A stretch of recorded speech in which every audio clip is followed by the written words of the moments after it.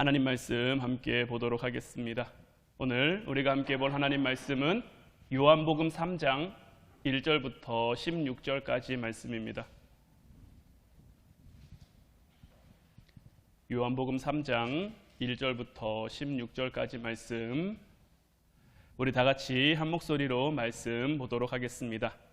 그런데 바리새인 중에 니고데모라 하는 사람이 있으니 유대인의 지도자라. 그가 밤에 예수께 와서 이르되 랍비여, 우리가 당신은 하나님께로부터 오신 선생인 줄 아나이다.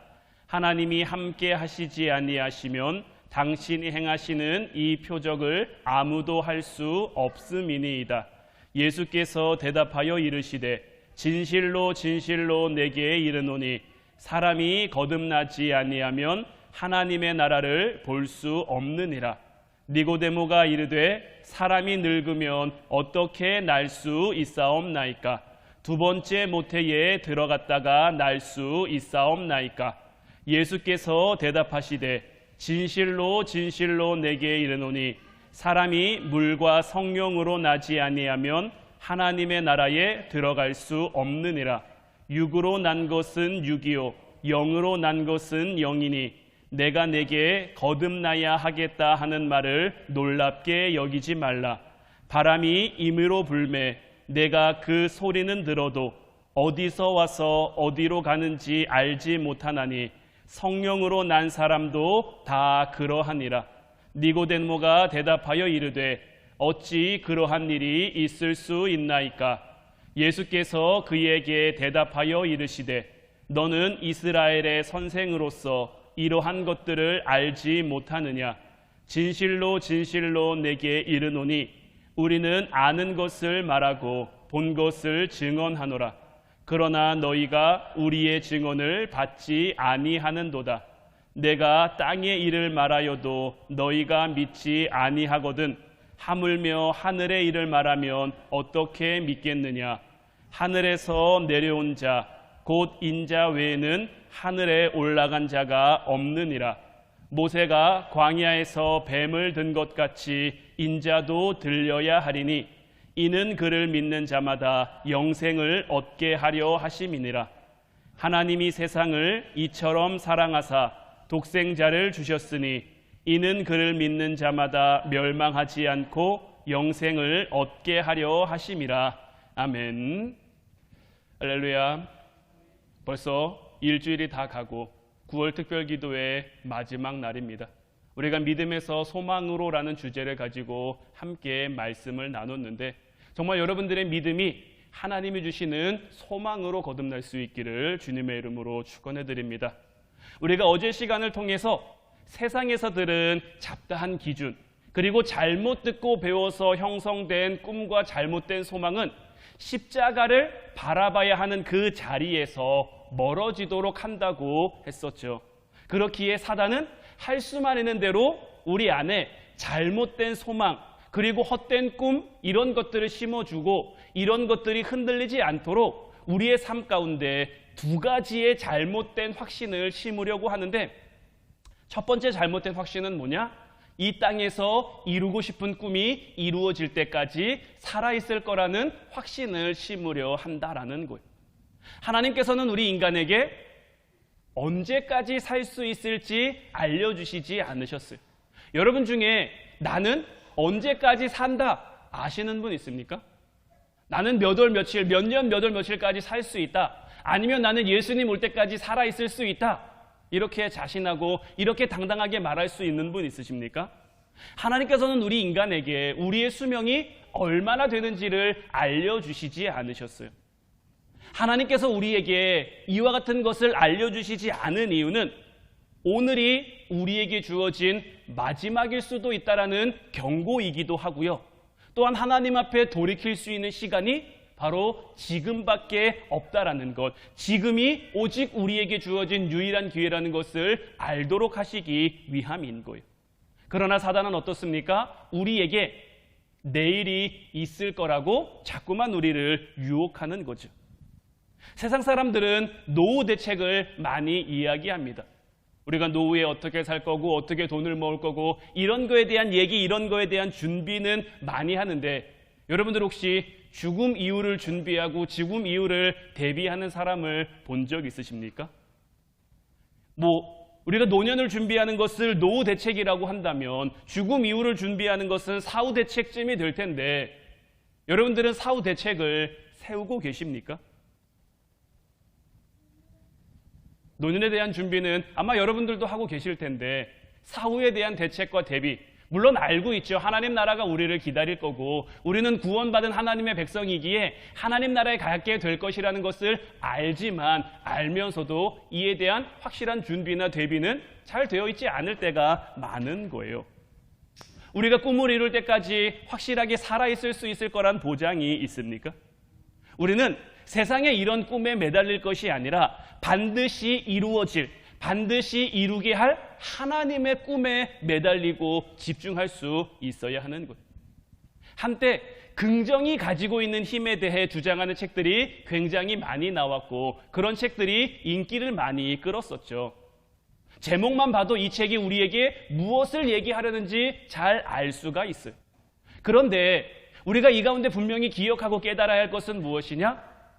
허상에 우리의 믿음을 걸어버리면 그 허상이 마치 실제인 것처럼 우리를 속일 수 있다는 것.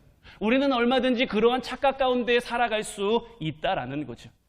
우리가 삶을 살아가다가 문제가 생기면, 어려움이 생기면 힘들고 아프더라도 그 문제에 대해서 분명히 짚고 해결하고 넘어가야 되는데 잘못된 긍정의 힘이 우리 안에 들어오면 내가 지금 잘못됐어요. 내가 지금 병들었어요. 내가 지금 아파요. 그런데도 잘 될 거야, 괜찮을 거야, 잘할 수 있을 거야, 잘 될 거야, 막연한 이런 기대와 소망만 품게 되는 거죠. 자신에게 주어진 문제를, 우리에게 우리 육체에 병이 들었으면요, 그 육체의 병, 그 질병의 부분을 분명하게 치료를 하든지 약을 먹든지 수술을 받든지 이렇게 해야 해결할 수 있어요. 영적인 문제도 마찬가지인 거예요. 우리의 영적인 어디가 병들어 있으면, 아프면 그 부분을 도려내는 한이 있더라도, 아프고 힘들더라도 분명히 직면하고 넘어가야 그 문제가 해결될 수 있는데 막연히 잘 될 거야, 잘 해결될 거야, 괜찮아질 거야, 이런 걸로는 아무것도 될 수 없다라는 거죠. 물론 하나님께서 우리에게 허락하신 것을 계속 삐딱하게 부정적으로 보는 것도 하나님이 우리에게 원하시는 그러한 태도는 아니죠. 바른 믿음의 태도는 아니지만 하나님께서 우리에게 주신 그 복음 안에서 축복을 누리는 힘은 긍정적인 마음, 긍정적인 삶의 태도에서 나오는 것이 아니라 하나님이 우리에게 주신 믿음을 누릴 때 나올 수 있음을 우리는 분명히 깨달을 수 있어야 하는 거예요. 우리는 긍정의 힘으로 이 세상을 사는 것이 아니라 믿음으로 이 세상을 살아갈 수 있어야 하는 거예요. 두 번째로 사단이 우리에게 심으려고 하는 확신은 무엇이냐? 자신이 꿈을 이루고 나면 반드시 행복할 수 있을 거라는 확신을 심으려 한다라는 거예요. 여러분들, 주님이면 충분합니다. 이런 고백 들어본 적 있으시죠? 여러분들도 이렇게 고백한 적 있으실 거라고 생각되는데요. 이 말은 우리 모두의 고백이 되어야 하죠. 그런데 때로는 이 고백이 우리에게 굉장히 좀 서글프게 들릴 때가 있다라는 거예요. 왜 이 고백이 우리에게 서글프게 들리냐? 다른 걸 갖고 싶은데 가질 능력이 안 되고, 다른 걸 하고 싶은데 할 능력이 안 되니, 주어진 것도 없고 할 수 있는 것도 없으니 나는 그저 주님만으로 만족합니다. 이런 자칫 왜곡된 고백이 될 수 있기 때문인 거예요. 그런데 우리의 존재는요, 오직 주님으로만 만족될 수 있게 만들어졌어요. 하나님이 우리를 지으실 때, 하나님이 인간을 만드실 때 하나님의 형상대로 우리를 만드셨단 말이에요.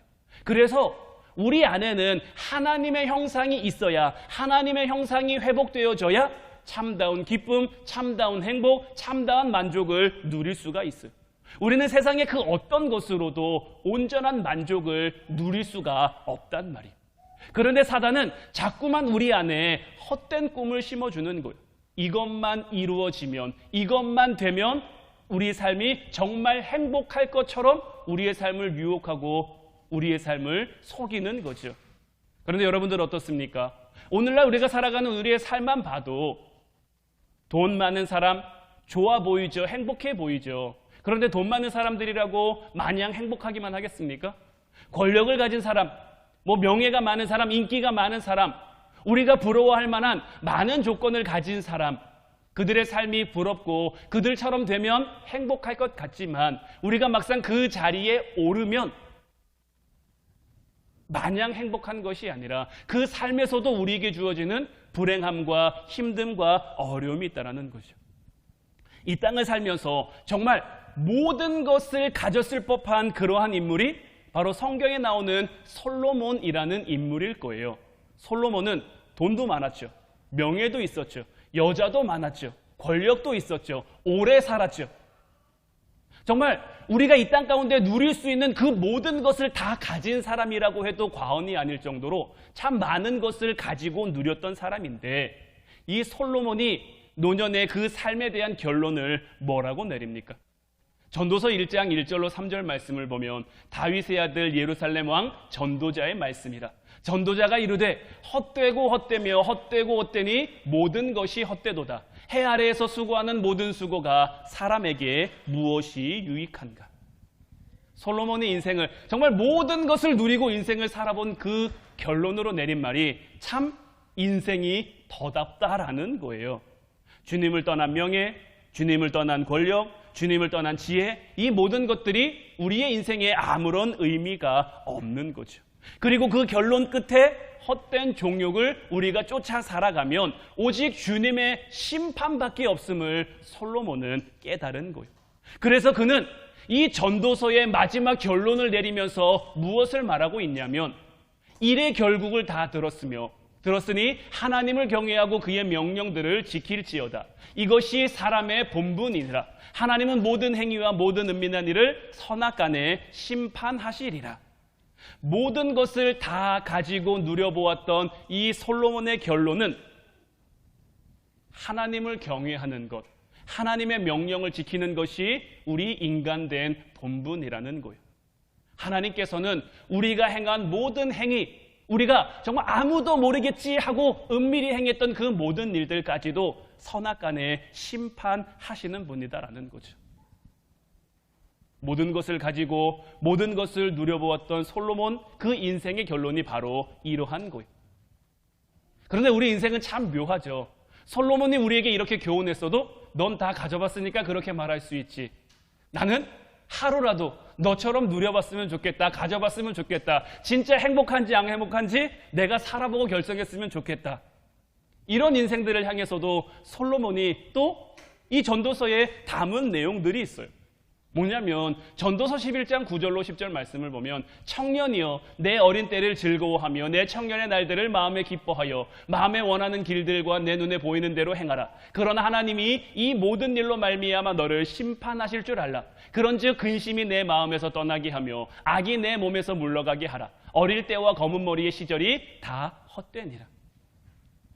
우리 인생을 즐기고 싶고 우리의 인생 가운데 하고 싶은 거, 누리고 싶은 거, 해보고 싶은 거 다 해보고 싶은 그러한 이들을 향해 솔로몬은 그래 너 하고 싶은 대로 다 해봐. 그럼 뭐가 있다라는 거예요? 하나님의 심판이 있다라는 거예요. 그러니까 하루라도 어릴 때 우리의 검은 머리 시절이 헛되지 않도록 하나님을 따르라는 거죠. 여러분들, 우리의 가장 어린 날은 오늘이에요. 내일이 되면 또 하루 늙는 거예요. 하루라도 빨리 하나님의 뜻을 우리는 깨달을 수 있어야 하는 거예요. 또 전도서 12장 1절로 2절 말씀을 통해서도 너는 청년의 때에 너의 창조주를 기억하라. 곧 곤고한 날이 이르기 전에 나는 아무 낚시 없다고 할 해들이 가깝기 전에 해와 빛과 달과 별들이 어둡기 전에 비 뒤에 구름이 다시 일어나기 전에 그리하라는 거예요. 그러니까 솔로몬이 내리는 결론은 무엇입니까? 하나님의 때는 반드시 우리에게 임한다라는 거예요. 하나님의 심판날, 예수님께서 다시 이 땅에 재림하실 날을 반드시 올 것이니 우리가 할 수만 있는 대로 우리를 지으신, 우리를 만드신 창조주 하나님을 기억하며 살라는 거죠. 헛된 꿈은요, 우리를 행복하게 하지 못해요. 우리를 행복하게 할 것처럼 속이지만 우리를 결코 행복하게 만들지 못해요. 잠깐의 행복은 누릴 수 있을지 몰라도 그 잠시는 곧 날아갈 뿐이고 또다시 후회와 실패와 실수와 넘어짐과 어려움의 반복일 뿐이에요. 탄식과 후회만을 남길 수밖에 없는 거예요. 우리는 이 두 가지 사단이 우리에게 심어주려고 하는 이 확신을 깨트리지 못하면 우리 믿음의 길을 계속 이어갈 수가 없는 거죠. 여러분, 우리의 소망은 세상의 헛된 꿈과 만나서는 살아갈 수가 없는 거예요. 우리의 소망은 반드시 예수 그리스도를 만나야 하는 거예요. 사복음서를 보면 사복음서 내내 예수님이 책망하시는 이들이 있어요. 누구죠?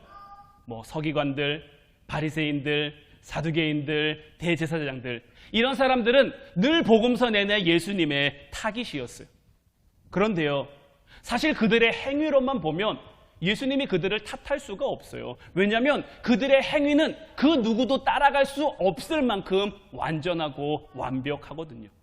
율법의 행위로만 봤을 때는 예수님이 인정할 만큼 그들은 철저한 사람이었어요. 그럼에도 예수님께서는 예수님의 공생의 사역 내내 그들을 모질게 책망하셨죠. 회칠한 무덤 같은 것이라고도 이야기하시고요. 독사의 자식들이라고도 얘기하시고요. 예수님께서는 왜 이토록 엄하게 모질게 그들을 책망하셨을까요? 그 이유는 다른 데 있는 게 아니에요. 그들이 율법을 잘 지켰는데 그들이 율법을 지키는 목적이 잘못되었기 때문이에요. 그들은 율법을 지킴으로써 하나님께 영광을 돌리는 것이 아니라 율법을 지킴으로 그들 스스로 의로워지고자 한 거예요. 어제도 우리가 말씀을 함께 나눴습니다마는 곧 예수 그리스도를 믿음으로 말미암아 모든 믿는 자에게 미치는 하나님의 의니 차별이 없느니라. 모든 사람이 죄를 범하였음에 하나님의 영광에 이르지 못하더니. 우리 인간 스스로는요, 결코 하나님의 영광에 이를 수가 없어요. 하나님의 의, 그러니까 은혜를 믿는 믿음으로만 우리는 하나님의 영광에 이를 수가 있는 거죠. 그런데 이 하나님의 영광에 이를 수 있는 하나님이 우리에게 주신 이 의로움은 유대인에게만 주어진 것이 아니라 모든 사람에게, 예수 그리스도를 믿음으로 말미암아 모든 자에게 미치는 하나님의 은혜, 차별이 없는 그러한 거란 말이에요. 그런데 이 유대인들은요, 자기들만 거룩하다는, 자기들만 택함받았다는 이 선민의식에 정말 이 뿌리까지 쪄들어 있었거든요. 이러한 선민의식을 가진 유대인들이 이방인들과 같은 취급을 당한다? 이건 정말 죽기보다 더 싫은 그러한 대우인 거예요. 그들이 하나님의 의를 인정한다라는 것, 하나님의 은혜가 우리에게 필요하다라는 것을 인정하는 것은 내가 죄인입니다를 인정할 수밖에 없는 것이고, 내가 죄인임을 인정하는 건 뭐예요? 내가 정말 개들처럼 여기는, 동물처럼 여기는 저 이방인들과 내가 다르지 않음을 스스로 인정하는 것밖에 안 되는 거예요. 그러니까 율법으로 의로워질 수 없고 복음으로 의로워질 수 있다라는 그 예수님의 가르침, 그들에게는 사형선고나 다름이 없는 거예요. 그러니 예수님의 말씀을 맞는 것 같으면서도 옳은 것 같으면서도 도저히 따를 수가 없는 거죠. 그래서 그들은 예수님의 진리를 인정하지 않기 위해서 자기들의 옳음을 주장할 수밖에 없었던 거고요. 자기들의 옳음을 주장하려면 어떻게 해야 되는 거예요? 하나님을 믿는다고 하면서도 하나님을 부정하고 하나님을 부인하고 하나님의 의를 목숨 걸고 배척할 수밖에 없는 거죠. 우리가 잘 아는 사도 바울 역시 이런 바리새인, 이런 유대인이었죠. 빌립보서 3장 4절로 6절 말씀을 보면, 그러나 나도 육체를 신뢰할 만하며 만일 누구든지 다른 이가 육체를 신뢰할 것이 있는 줄로 생각하면 나는 더욱 그러하리니, 나는 8일 만에 할례를 받고 이스라엘 족속이요 베냐민 지파요 히브리인 중에 히브리인이요 율법으로는 바리새인이요 열심으로는 교회를 박해하고 율법의 의로는 흠이 없는 자라. 바울이 사도가 되기 전에는 자기가 고백하는 것처럼 율법의 의로는 흠이 없는 자래요. 하나님이 주신 율법 조항을 겉으로 드러나는 행위로는 완벽하고 완전하게 다 지킨다라는 거죠. 누구보다 열심 있는 바리새인이었어요. 그래서 이 바리새인이었던 사도 바울, 그러니까 사울이었던 그 시절에 그는 자기의 옳음을 주장하기 위해 하나님의 의를 힘써서 박해할 수밖에 없는 거죠. 그러다 보니 예수 그리스도를 믿는 사람들을 잡아 가둘 수밖에 없는 거예요. 왜냐하면 자기들의 의를 인정하지 않는 사람들이니까요. 그들을 인정하면 자기들을 부정하는 것밖에 되지 않으니 그들을 가만둘 수가 없는 거죠.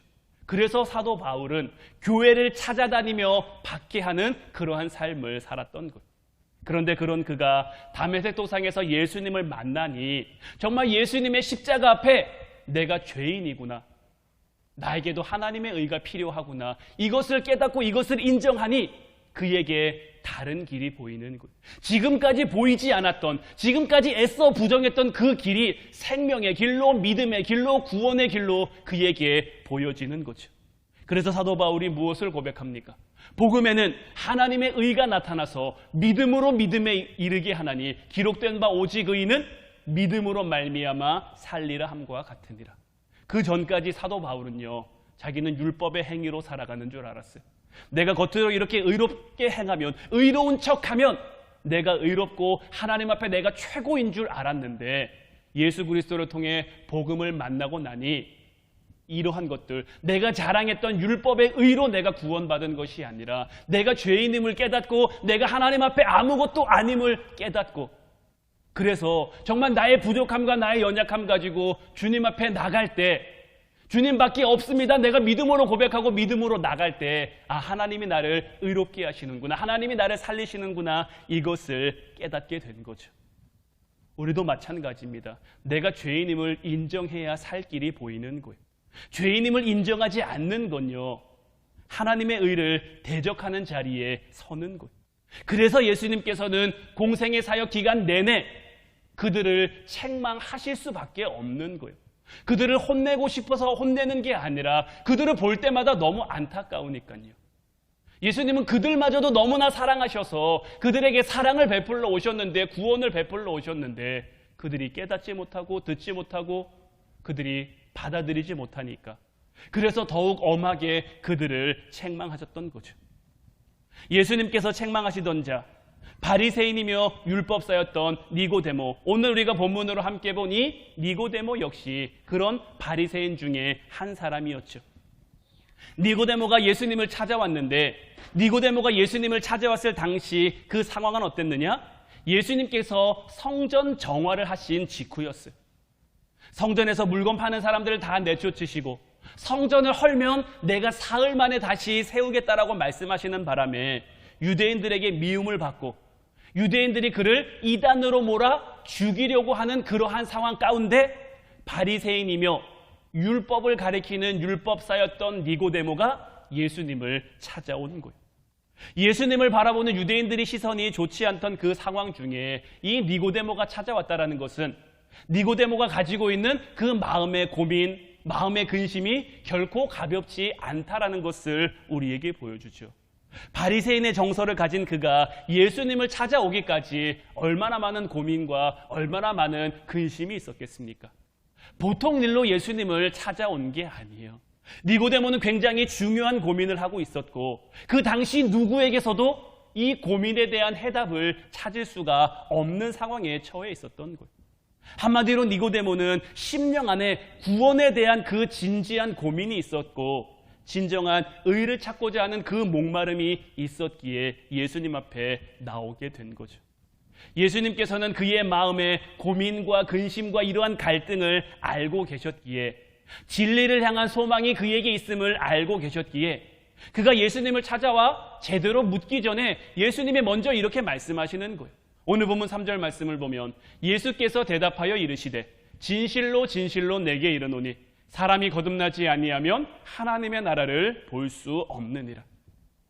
예수님께서 이 말씀을 니고데모에게 하신 이유는 니고데모야, 네가 아무리 노력하고 네가 아무리 애써도 스스로는 결코 하나님의 의에 이를 수 없다라는 그러한 말씀인 거예요. 그런데 이 말씀을 들은 니고데모는 바리새인이죠. 유대인이죠. 유대인적 사고로 이 말씀을 받아들일 수밖에 없는 거예요. 그러니 니고데모가 예수님에게 무엇이라고 반문합니까? 니고데모가 이르되 사람이 늙으면 어떻게 날 수 있사옵나이까? 두 번째 모태에 들어갔다가 날 수 있사옵나이까? 본인 스스로 또 이 얘기를 하면서 굉장히 어이없었을 거예요. 사람이 어떻게 두 번 태어나나? 한 번 죽었다 두 번째 모태에 들어가는 것? 이 당시에 예수님은 젊은 청년이었고 니고데모는 나이가 지극한 노인이었단 말이에요. 그런 노인이 지금 이 젊은 예수님 앞에 이런 말도 안 되는, 자기 스스로 납득하지도 못하고 본인이 뭐라고 말하고 있는지도 잘 모르는, 이해 못하는 그러한 상황 속에서, 아니 사람이 어떻게 두 번 날 수 있습니까? 두 번째 모태에 들어갔다 나올 수 있습니까? 이렇게 얘기하고 있는 거죠. 그런데 마음에 진지한 그 소망을 보신 예수님께서는 그냥 그를 돌려보내시는 것이 아니라 오히려 그를 책망하시는 거죠. 오늘 본문 10절부터 12절까지 말씀을 보면 예수께서 그에게 대답하여 이르시되 너는 이스라엘의 선생으로서 이러한 것들을 알지 못하느냐? 진실로 진실로 내게 이르노니 우리는 아는 것을 말하고 본 것을 증언하노라. 그러나 너희가 우리의 증언을 받지 아니하는도다. 내가 땅의 일을 말하여도 너희가 믿지 아니하거든 하물며 하늘의 일을 말하면 어떻게 믿겠느냐? 니고데모에게 말씀하시는 거, 네가 율법을 가르치는 선생이라면서, 하나님에 대해 가르치는 선생이라면서 이러한 것들을 알지 못하느냐? 책망하시던 예수님께서는 낙심한 마음으로 찾아온 그의 간절한 소망을 만나주시면서 그에게 결론으로 주신 말씀이 오늘 16절 말씀인 거예요. 하나님이 세상을 이처럼 사랑하사 독생자를 주셨으니 이는 그를 믿는 자마다 멸망하지 않고 영생을 얻게 하려 하십니다. 믿음으로 간절히 살기를 소원하는 그 소망이 예수 그리스도를 만나게 되면 하나님의 뜻을 우리로 하여금 알게 되는데, 우리로 하여금 깨닫게 하는 그 하나님의 뜻이 무엇이냐? 하나님이 세상을 이처럼 사랑하신다라는 거예요. 절대적인 하나님의 사랑, 니고데모가 이 절대적인 이 진리, 이것을 깨달았는지 못 깨달았는지에 대해서는 성경에 잘 기록되어 있지는 않아요. 다만 이 사랑이 확증되는 십자가 전후의 사건을 통해서 우리는 니고데모의 믿음과 신앙을 조금 엿볼 수 있는데, 요한복음 7장 50절 51절 말씀을 보면 그 중에 한 사람, 곧 전에 예수께 왔던 니고데모가 그들에게 말하되 우리 율법은 사람의 말을 듣고 그 행한 것을 알기 전에 심판하느냐? 그러니까 이 말씀이 나온 상황은 이제 대제사장들과 바리새인들이 예수님을 잡으려고 하고 있는 상황인 거죠. 이제 그들이 모여서 공회를 열고 우리가 예수님을 잡자, 예수님을 죽이자, 이렇게 회의하고 있는데 니고데모가 예수님 편에 서서 예수님을 변호하려고 하고 있는 거죠. 다른 바리새인들과 다른 제사장들의 미움을 살 수도 있는 그러한 상황이지만 그럼에도 그는 이러한 말을 하고 있는 거고요. 요한복음 19장 39절 40절 말씀 보면 일찍이 예수께 밤에 찾아왔던 니고데모도 몰약과 침향 섞은 것을 100리트라쯤 가지고 온지라. 이에 예수의 시체를 가져다가 유대인의 장례법대로 그 향품과 함께 세마포로 쌌더라. 예수님이 십자가에 달려 돌아가셨을 때도 니고데모가 찾아와서 예수님의 시체를 유대인의 장례법대로 이렇게 장례를 치렀단 말이에요. 예수님의 시신을 바라보는 니고데모의 마음은 어떤 마음이었을까요? 나한테 그렇게 잘난 척하더니, 2번 태어나야 된다고 그렇게 얘기를 하더니 결국 이렇게 죽임을 맞이했구나. 예수님을 보면서 참 한심한 인생이었다는, 참 딱한 인생이었다는 그런 마음을 가졌을까요? 니고데모도 그 예수님을 만난 이후로 예수님의 말씀을 듣는 자가 되어 예수님의 부활에 대한 이야기, 예수님 부활에 대한 말씀을 들었을 거예요. 그렇기에 니고데모의 마음, 지금 예수님의 시신을 가져다가 장례를 치르고 있지만 예수님의 장례를 치르면서도 그의 마음은 절망으로 끝나지 않았을 거라는 거죠. 그는 예수님께서 말씀하신 대로 예수님의 부활을 소망하는 자가 되었을 거예요. 또한 성경에 기록되어 있지는 않지만 예수님이 부활하셨을 때 예수님의 부활 소식을 듣고 누구보다 기뻐했을 사람들 가운데 한 사람이 바로 이 니고데모이며, 이 니고데모도 이후 믿음의 확실한 증인이 되는 삶을 살았을 거예요. 우리의 믿음, 우리의 소망이 예수 그리스도를 만나면 우리로 하여금 확실한 하나님의 사랑을 깨닫게 하기에 그 사랑을 깨닫은 우리는 다른 진리에 속지 않는 거죠. 다른 그러한 세상 것들에 현혹되지 않는 거죠. 그래서 로마서 5장 3절로 5절 말씀, 이 말씀을 이번 기도회의 결론으로 여러분들에게 드리고 싶은데, 다만 이뿐 아니라 우리가 환난 중에도 즐거워하나니 이는 환난은 인내를, 인내는 연단을, 연단은 소망을 이루는 줄 알미로라. 소망이 우리를 부끄럽게 하지 아니함은 우리에게 주신 성령으로 말미암아 하나님의 사랑이 우리 마음에 부은 바 됨이니라고 되어 있어요. 이 말씀처럼 정말 간절히 소망하는, 여러분들이 마음으로 구하고 간구하며 바라는 그 소망이 정말 온전히 예수 그리스도를 만난다면 그 여러분들의 소망이 부끄러운 바람으로 끝나지 않을 수 있도록 하나님의 성령이 우리를 위해 간구하시고요. 하나님의 성령이 우리를 위해 도우시고요. 그리고 그런 우리 위에 강권적으로 부어주시는 그 하나님의 사랑이 있기에 우리는 이 세상 가운데 때로는 환난을 만나죠. 그래서 그 환난이 우리에게 인내를 요구하기도 하고요. 인내는 연단을, 하지만 그 연단을 통해서 우리의 소망을 이루어 가게 하시는 거죠. 하나님의 사랑이 있기에 우리는 이 땅, 우리에게 주어진 모든 삶의 자리에서도, 어제도 우리가 말씀을 나눴습니다마는 지금 내가 있는 곳, 지금 내가 처한 상황, 지금 내가 머물고 있는 그 삶의 환경이 하나님께서 우리를 보내신 곳이고, 우리가 머무는 그 모든 곳에서 하나님은 우리를 이처럼 사랑하고 계신다라는 거예요. 이처럼이 얼만큼입니까? 하나님의 아들, 하나뿐인 독생자 예수 그리스도를, 아니요, 하나님 본인이 직접 이 땅에 내려오셔서 십자가에 달려 죽기까지 우리를 사랑하시는 그 이처럼의 사랑이 우리를 감싸주시는 거예요. 우리를 덮어주시는 거예요. 그래서 우리의 믿음이 소망으로 거듭날 수 있도록, 소망 가운데 하나님의 사랑을 이 땅 가운데 누리며 살아갈 수 있도록 하나님이 우리를 인도해 주시고 이끌어 주시는 거죠. 우리 인간이 이 땅 가운데서 이 땅을 살아가면서 누릴 수 있는 가장 큰 복은요, 하나님이 우리에게 베풀어 주시는 그 하나님의 사랑임을 이제 온전히 깨닫는 저와 여러분들이 되시기를 바라요. 이번 기도회를 끝내면서 정말 여러분들과 함께 하시는, 여러분들을 위해 역사하시는 그 하나님의 사랑이 여러분들 위해, 여러분들의 가정 위에, 여러분들이 살아가는 모든 삶의 자리와 순간과 일터와 기업들 위에 정말 충만히 함께하기를 주님의 이름으로 축원해 드려요. 하나님의 사랑 가운데 머물면 우리는 낙심하지 않을 수 있어요. 하나님의 사랑 가운데 머물면 우리는 근심하지 않을 수 있어요.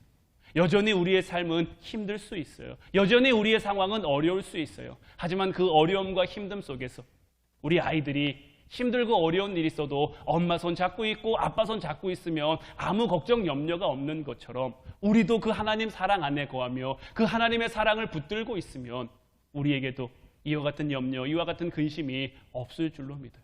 오히려 그 문제를 넉넉히 넘어가게, 큰 산 작은 산을 오히려 부수며 나아갈 수 있도록 하나님이 우리 가운데 역사해 주실 줄로 믿어요. 이제 이 하나님의 사랑을 정말 풍성히 누릴 수 있는, 온전히 깨달음으로 나아갈 수 있는 저와 여러분들 되시기를 주님의 이름으로 축원해 드립니다.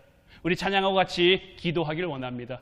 우리 오늘 이 시간에는 그 사랑, 정말 하나님의 사랑을 우리가 고백하고 그 하나님의 사랑을 노래하고 같이 기도하길 원합니다.